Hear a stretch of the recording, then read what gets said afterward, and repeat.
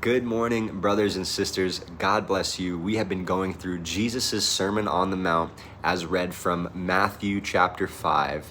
And today we're talking about the teaching about the law. This comes after the Beatitudes, where Jesus tells us the kind of heart posture that we should have and the different attitudes that we should have in order to be blessed and live righteously, which means in alignment with Him. Then He talks about the cost of doing that and how we'll be opposed. And He talks about the teaching of salt and light, basically saying that we need to be willing to go ahead and flavor the world with this kingdom culture and let it be seen in order to glorify our Father. And then He goes into teaching about the law. And verse 17 to 20 kind of needs to all be read together. So I encourage you to go read it together. But we'll read verse 17 and see how far we get.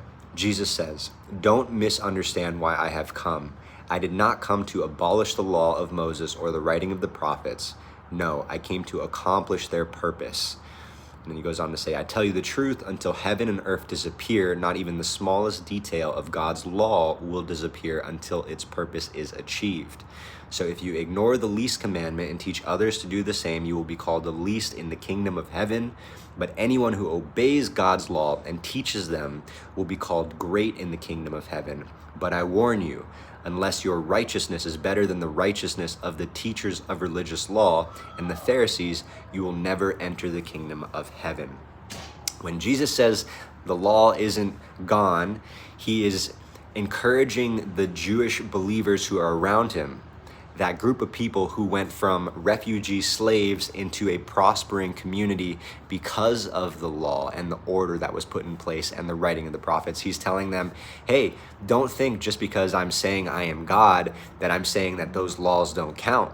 What I'm saying is that you are now moving from an external obedience of the law to an internal alignment. That's what He means when He says your righteousness needs to be better than that of the Pharisees, because righteousness means right alignment, right relationship with you and the Father. And so the Pharisees had a lot of book knowledge about the law, but they were just kind of like fake. They were being good, but they weren't really good in here. And so what Jesus is saying is we're bringing the law within. Later on he says, "You've heard, do not murder. I tell you, even if you are angry in your heart, you have committed the sin." So He's saying we're not abolishing the law. We're actually bringing it even deeper. But then the question comes, what about sacrifices? They got rid of all these animals for every sin. Well, Jesus is the fulfillment of that law because He was the perfect sacrifice.